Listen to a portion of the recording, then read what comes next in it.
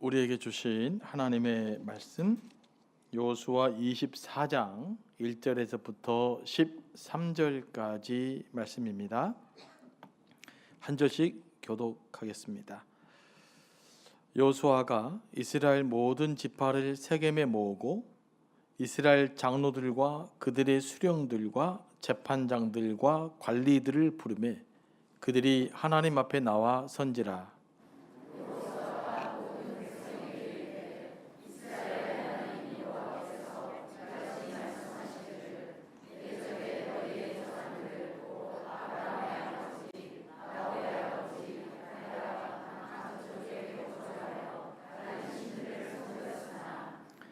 내가 너희 조상 아브라함을 강 저쪽에서 이끌어내어 가나안 온 땅에 두루 행하게 하고 그의 씨를 번성하게 하려고 그에게 이삭을 주었으며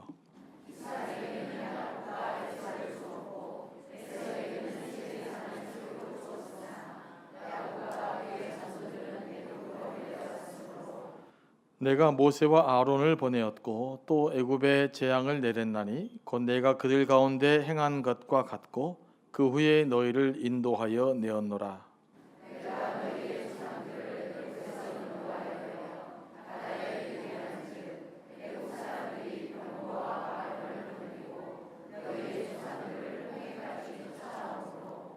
너희 조상들이 나 여호와께 부르짖기로 내가 너희와 애굽 사람들 사이에 흑암을 두고 바다를 이끌어 그들을 덮었나니 내가 애굽에 행한 일을 너희의 눈이 보았으며 또 너희가 많은 날을 광야에서 거주하였느니라.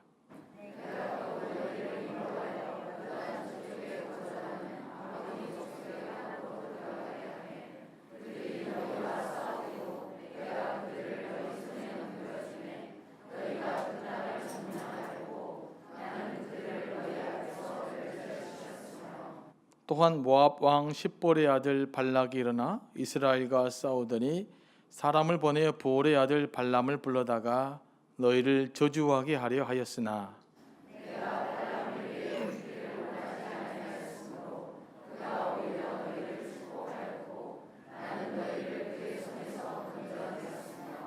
너희가 요단을 건너 여리고에 이른즉 여리고 주민들 곧 아모리 족속과 브리스 족속과 가나안 족속과 헷 족속과 기르가스 족속과 히위 족속과 여부스 족속이 너희와 싸우기로 내가 그들을 너희 손에 넘겨 주었으며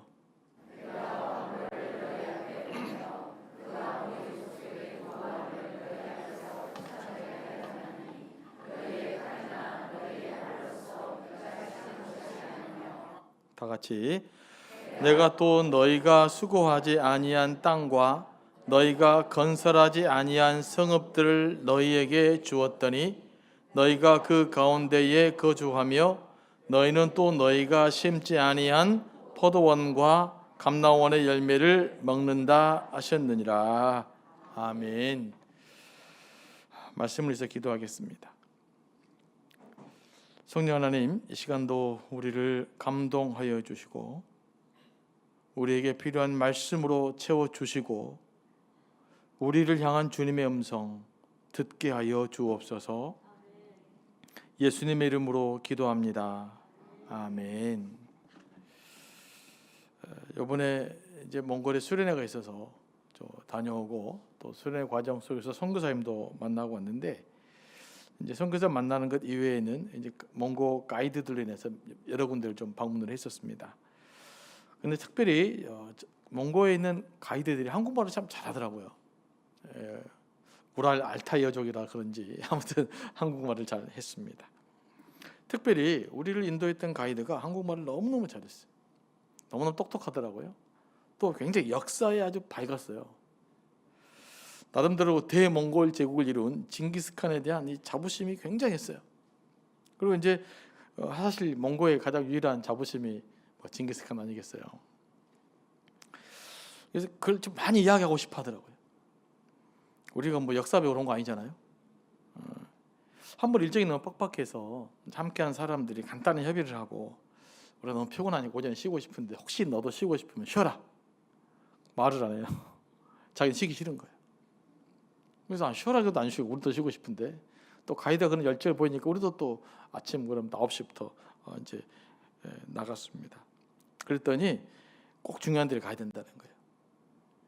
그것이 뭐냐면 몇 년 전에 징기스칸이라는 영화를 몽고에서 크게 촬영했나 봐요. 그 촬영지를 인도에 가는 거예요. 거기가 봤더니 징기스칸 원래 막사를 그대로 복원하는 그 게르라고 하죠.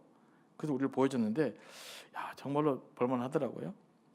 이 친구는 이것을 보여주고 싶어 했던 거예요. 저는 관광 가이드가 좀 쉬어라 그러는데도 안 쉬고 와가지고 거의 우리 이끌러 가는 것도 참 별나다 생각을 했는데 가서 보니까 볼만하더라고요. 여기를 꼭 보여주고 싶었구나. 그래서 쉬어라기도 안 쉬어구나. 그러면 또 징기스칸의 이야기는 계속 또 라디오에다가 막 또 틀어주는 거예요. 물론 한글로 막 되는 그 내용들 있잖아요. 제가 이제 그것을 보고 느낀 게 있어요. 내가 나름대로 자부심을 여기잖아요. 이 징기스칸이라는 것은 우리 몽고의 자부심입니다. 그러면 어떻습니까? 내가 자부심이라고 느끼니까 길수가 알려주려고 하는 거예요. 뭐 그런 가이드도 처음 봤지만 저는 좀 도전을 받았어요. 야, 내가 감동을 받는 것, 나에게 자부심 있는 대상, 그것은 어떻게든지 남에게 알려주고 싶어 하는구나. 그걸 보여주고 싶어 하는구나. 이런 생각을 했단 말이에요. 그러지 않습니까? 그러면 우리는 어떤가? 우리의 최고의 자부심은 우리는 징기스칸보다 더 위대한 분을 믿고 있잖아요.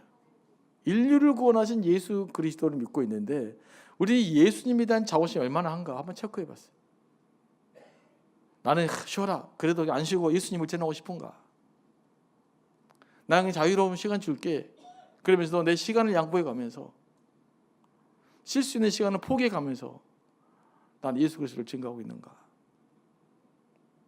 우리가 믿는 예수님은 여러분 속에 그 우리의 가이드가 생각하는 징기스칸보다 더 위대한 존재라고 정말 믿으십니까? 그러면 우리의 태도가 어떻게 해야 되겠는가?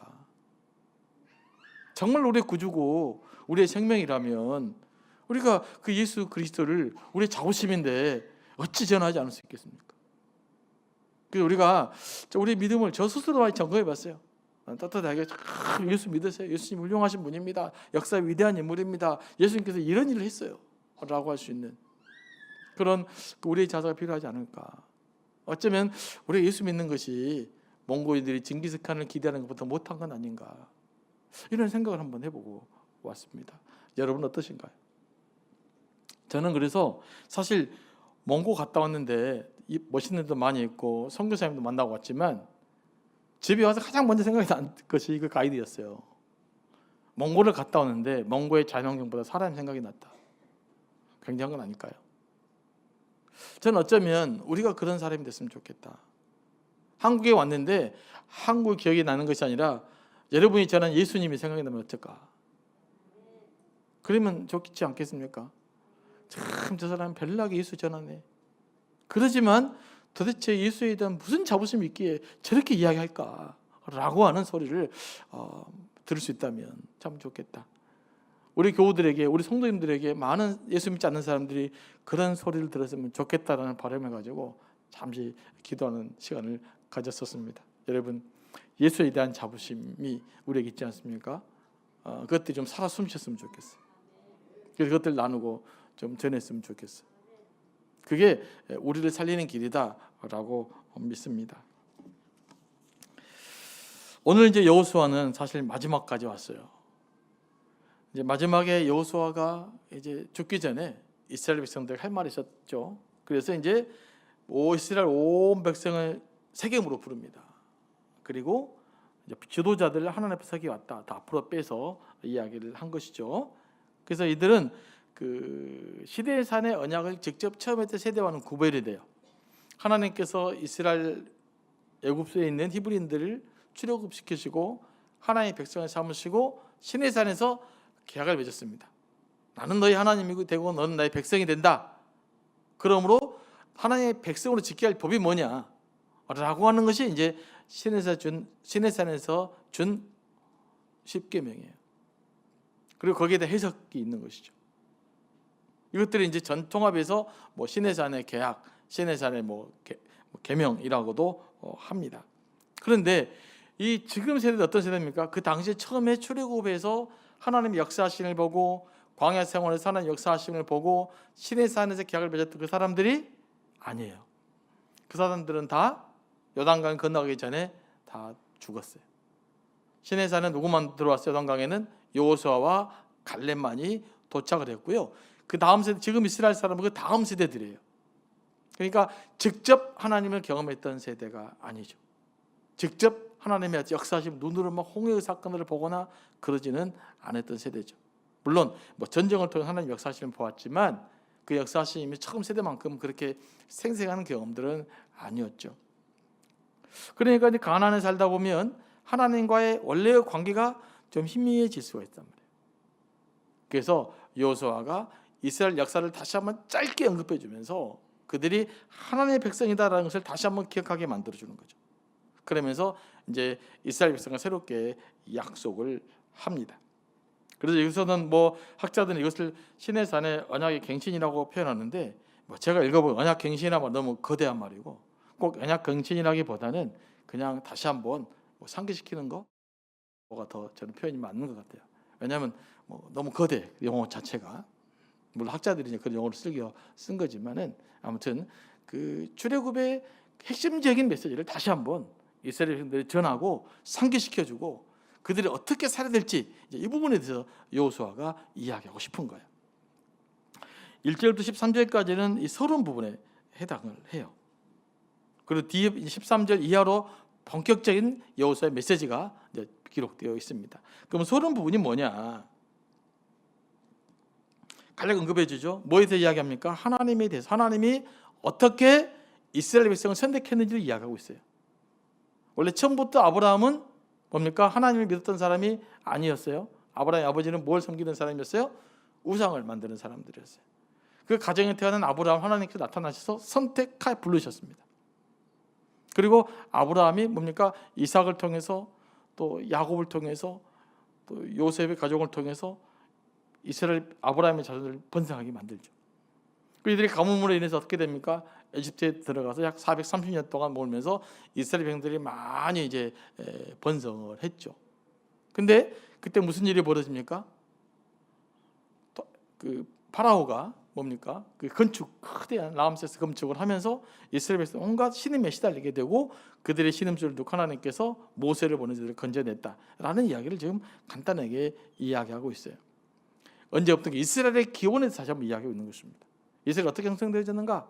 하나님이 아브라함에게 복을 주기로 약속을 했고 자녀를 주기로 약속을 했고 그 약속들을 자녀들이 많이 불어났고 그 하나님의 백성들이 고통받고 있었는데 모세를 통해서 구원하게 됐다. 이 이야기를 지금 하고 있는 거예요. 그리고 나서 더 이야기하죠. 광야의 생활, 그리고 아모리 백성과 싸움과 전투, 그리고 이스라엘 백성들이 가나안을 정복하는 과정을 아주 그냥 짧게 한 10절 정도로 요약해서 지금 이야기하고 있는 내용입니다. 이렇게 이스라엘 역사를 처음부터 잘 이야기한 걸까요? 지금 이스라엘 백성들이 뭘 이야기한 겁니까? 그들의 뒷뿌리가 뭐냐? 뿌리가 뭐냐라는 거예요. 굉장히 중요합니다. 뿌리가 뭐냐? 어디서부터 너희들이 지금 이렇게 형성되지 않는가? 이거 잊지 말라는 겁니다. 여러분, 이거 왜 중요할까요? 너희 뿌리는 지금 내가 가나안에 살고 있지만 너희 뿌리는 가나안과 상관이 없이 너희 뿌리는 아브라함의 뿌리야. 아브라함의 자손이야. 이거 잊지 말고 살아야 된다.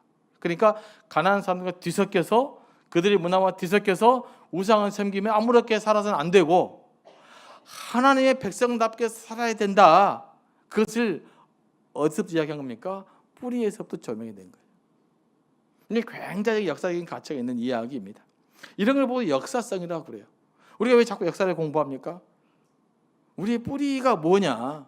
어디로 시작되어졌냐? 이런 걸 알고 우리의 정체성을 확립하기 위한 것이죠. 그러니까 이스라엘 백성이 너희는 아브라함과 이삭과 야곱의 선이고 너희는 여호와께서 너희를 출애굽시키셨고 광야에서 인도하셨고 적과 꿀이 흐르는 땅을 인도하셨다라는 사실이 바로 역사성이란 말이에요. 그게 이스라엘 백성의 정체성이란 말이에요. 이 정체성을 가나안 백성들과 더불어 살아갈 때 잊어버리면 안 된다. 꼭 기억해야 된다. 이렇게 이야기하고 있는 것입니다. 그래서 뿌리라는 것이 왜 중요한 것이냐? 신앙적으로 그게 우리의 신앙의 정체성을 형성하기 때문에 그래요. 이 뿌리가 이제 아브라함, 이삭과 야곱이 아니라 이 뿌리 가운데 누가 타고 들어옵니까? 뭐 문선명이 타고 들어오거나 뭐 그죠? 여기 뭐 신천지 뭐 교주가 타고 이러면 이게 다 잘못돼 버리는 거예요. 그래서 기본적인 성경이 말하는 줄기를 확실히 기억하고 있어야 돼요. 그러면 이단 구분하는 것이 매우 쉬워요. 뿌리부터 시작돼야 되니까. 자꾸 성경에는 몇몇 구절만 가지고 따지니까 헷갈리는 거예요. 아무리 신학교 전문가다고 성경 막 뒤적거려갖고 이거 뭐예요? 그러면 다 몰라요. 그렇게 이제 우리를 현혹하는 것이 이단들의 수법이고 방법이라는 것입니다. 사실 우리나라도 지금 뿌리 논쟁이 하고 있잖아요. 뭐 뉴라이트하고 굉장히 중요한 거예요. 뿌리 논쟁이에요. 그것이 정체성에 대한 논쟁입니다. 언제부터 역사를 기원을 볼 거냐? 이게 굉장히 중요한 거예요. 제가 이제 입장차 있기 때문에 뭐가 옳다라는 말하지 않겠습니다만은 이게 뿌리를 위한 논쟁이다. 지금 이게 민족의 정체성을 위한 것이다. 우리가 어떤 정체성 갖고 살 거냐, 이 역사적 논쟁을 하고 있는 겁니다. 다른 내용들은 제가 이 정도만 이야기할 테니까 제가 여러분들이 책을 보고 참조해 주시면 좋을 것 같고요. 그 다음에 어차피 한번 상식적으로 나왔기 때문에 이제 우리가 왜 이런 뉴라이트 논쟁이 났는가는 상식적으로 알아두시면 좋을 것 같습니다. 제가 90년대에 제 친구가 역사 선생을 했어요.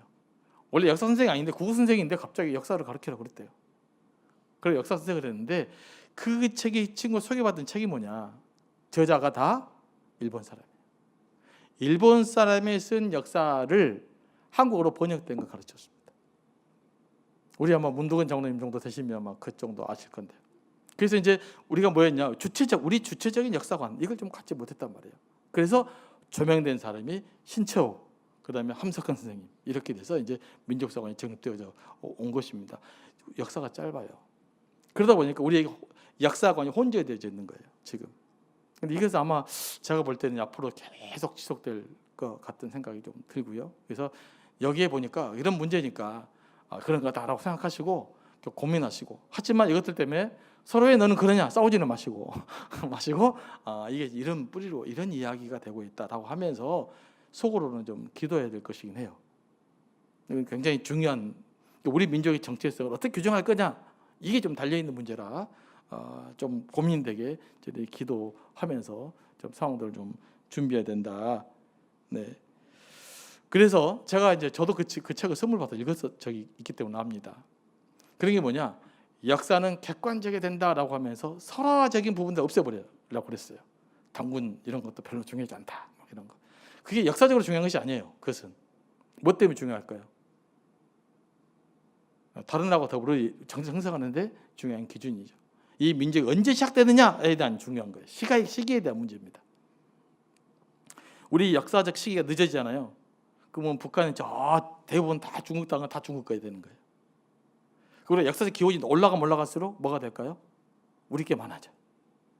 그러니까 다른 나라에서 우리 역사를 바라볼 때는 한국에서는 자꾸 좁히려고 그래요. 그래야 자기 게 많아지니까. 이제 그런 게 역사성 논쟁에서는 깊이 들어가 있다라는 것 정도만 이제 아시고, 지금 역사 공부하는 시간이 아니니까 뭐 그 정도를 이해하시면 여러분들이 뉴스를 들을 때나 신문을 들을 때 왜 이게 자꾸 중요한 논쟁이 되어지는가라는 것들을 이해할 수 있을 것입니다. 이거 관점이 너무나 다르기 때문에 좀 더 이야기하면 또 다른 분에서 오해를 할 수가 있고, 또 목사님은 좌파인가 우파인가 또 그럴까 싶으니까 제가 이 정도만 이야기하고 마무리하겠습니다. 무슨 이야기는 조금 이해되시죠? 네, 이제 여러분들이 뉴스를 신문을 보는데 조금 더 많은 해안을 갖게 될 것입니다. 오늘 지금 여호수아가 다른 게 이런 문제란 말이에요. 우리는 어디서 시작됐다? 이 역사성이 아브라함에서부터 불러온 이삭, 야곱에 거쳐서 애굽에서 하나님 해방시킨 민족이다. 왜 하나님이 출애굽에서 이스라엘을 해방시켰는가? 하나님의 백성을 삼기 위한 것이었다. 이거 가르치기 위해서 이렇게 역사성을 짧게 요약한 것입니다. 그러면서 이 여호수아는 이 모든 역사적 일을 이스라엘 백성을 여기까지 인도한 주체가 누구냐? 오늘 보면 그게 주제예요. 그 주체를 아주 명확하게 언급하고 있습니다. 누굴까요? 역사의 주체가 바로 하나님이시라는 겁니다. 자, 13절부터 읽어서 13절 1절 13절까지 가장 많이 나오는 단어가 있어요. 제가 읽을 때 일부러 그 단어를 제가 읽을 때는 딱딱 끊어서 읽었습니다. 뭘까요? 바로 무슨 단어예요? 내가, 나는. 14번 나와요. 자, 여러분 이 부분은 동글뱅이 쳐놓으면 다음에 좋아요. 자, 볼펜 있으시면 3절 봐보세요. 내가 너희 조상 아브라함을, 이렇게 나와요. 내가. 그 다음 15절 내가 모세와 아론을 보냈고, 내가에만 동글뱅이 치면 됩니다. 그리고 곧 내가 그들 가운데 한 것 같이. 6절 내가 너희의 조상들을 애굽에서 인도하였네요. 7절 내가 너희와 애굽 사람들 사이에 서감을 두고, 그 다음에 중반절 내가 애굽에서 행한 일을 너희 눈이 보았으며, 8절 내가 또 너희를 인도하여, 8절 후반절 내가 그들을 너희 손에서 넘겨주며 나는 그들을 너희 앞에서 멸절시켰으며, 10절 내가 발람을 위해 듣기를 원하지 아니하였으므로 나는 너희를 그의 손에서 건져내었으며, 11절 후반절 밑에 보면 내가 그들을 너희 손에 넘겨주었으며, 12절 내가 왕벌을 너희 앞에 보내요, 13절 내가 너희가 수고하지 아니한 땅과 너희가 건설하지 아니한 성읍들 너희에게 주었다니. 매 제마다 누가 나와요? 내가, 나는. 여기서 내가 누구를 말합니까? 하나님을 이야기해요. 그러니까 이 24절 초반절은 뭐냐면 이스라엘 역사를 서술하면서 계속적으로 주어를 누구로 만들고 있느냐? 내가, 하나님이요. 하나님 선택하시고 하나님 해방시키시고 하나님 인도하시고 하나님이 여기까지 해주셨다라는 것들 매 절마다 반복적으로 강조하고 있어요. 왜요? 이 이스라엘 역사의 주체가 누구냐? 누구라고요? 하나님이시다. 이걸 명확하게 성경은 이야기하고 있는 것입니다. 그러니까 우리는 성경 전체를 통해서 이 역사의 주체가 누구냐, 내 인생의 주체가 누구냐, 이걸 찾아야 되는데 우리 인생의 주체가 누구라고요? 바로 하나님이시다. 이걸 성경으로 끊임없이 읽어내고 끊임없이 찾아내고 이 하나님 앞에서 끊임없이 기도하는 거예요. 그러니까 우리가 믿음 생활할 때 하나님의 역사를 자꾸 관심을 가지시면 답을 찾게 됩니다. 물론 성경 읽는 방법이 여러 가지가 있어요. 하지만 첫 번째는 하나님이 어떤 분이냐에 집중을 두시라. 하나님이 어떤 분이냐. 하나님이 이스라엘 백성들을 출애굽시키시고 인도하시고 보호하시고 가나안 땅으로 인도한 그 하나님이시라면 우리가 믿는 하나님이 내 삶도 이스라엘 백성처럼 인도하시고 지키시고 보호하시고 우리의 미래를 열어갈 분, 그분이 하나님이세요. 우리는 이 하나님을 믿고 있는 것입니다. 왜 하나님 기도하셔요? 우리를 그렇게 인도하고 가신 하나님이시기 때문에 우리 하나님 기도하면 하나님께서 우리의 기도를 들으시고 응답하시고 하나님의 일을 이루어 가실 줄로 믿습니다. 이 관점을 잘 더 놓치면 안 돼요.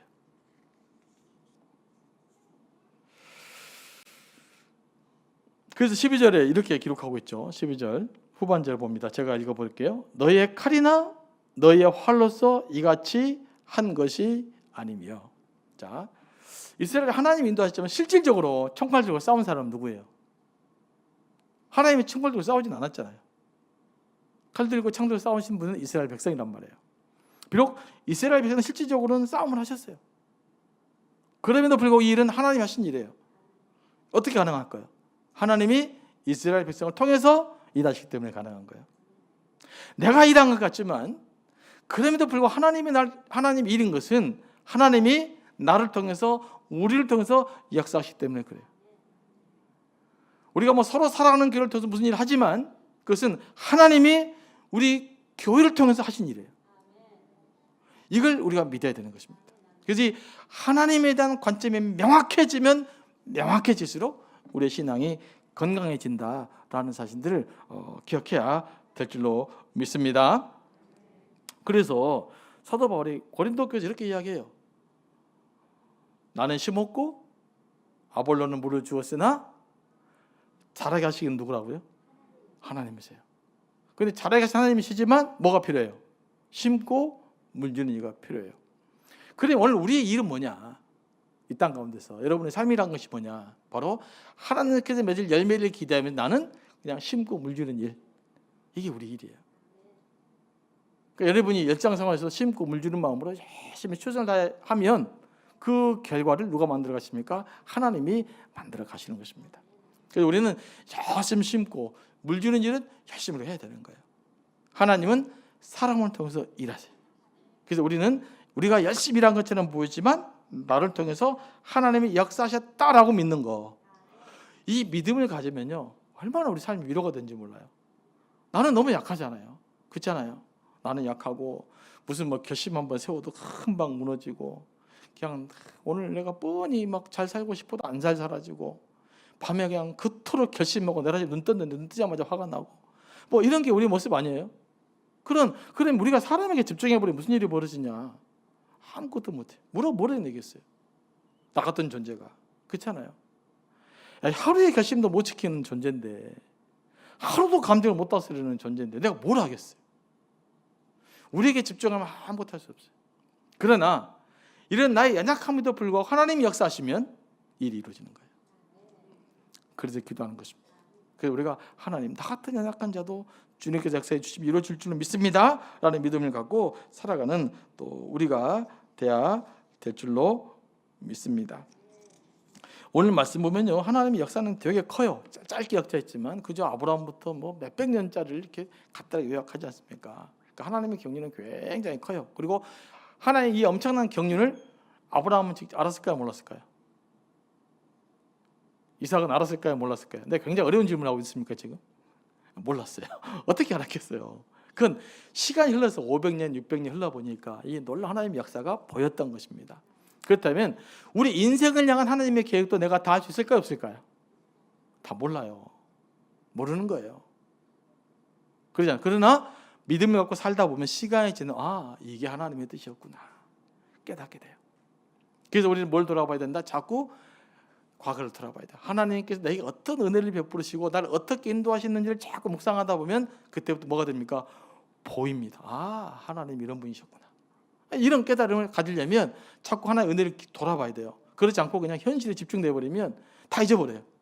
그 은혜를 못 찾습니다. 그래서 여러분들이 신앙을 건강하게 세우는 방법은 뭐냐? 예수를 어떻게 믿었고 예수 믿고 무슨 일이 벌어졌는 걸 잘 돌이켜 보면, 하나님 은혜가 이거였구나. 나를 하나님의 계획이 이거였구나. 나라 이거 이런 삶 살라고 나를 부르셨구나라는 깨달음을 갖게 될 때 은혜가 우리한테 넘쳐날 줄로 믿습니다. 그래서 저는 이 밤이 그런 것들이 충분히 깨달아지는, 이 밤뿐만 아니라 날마다 새롭게 이 경험들이 여러분 삶 가운데 있어지기를 원합니다. 네, 기도하며 나가겠습니다. 하나님 아버지, 오늘 또 말씀으로 인도해 주신 것을 감사합니다. 찬양하며 기도하며 나아가려고 하오니 성령께서 함께 하시고 우리를 충만케 하여 주옵소서. 예수님의 이름으로 기도합니다. 아멘.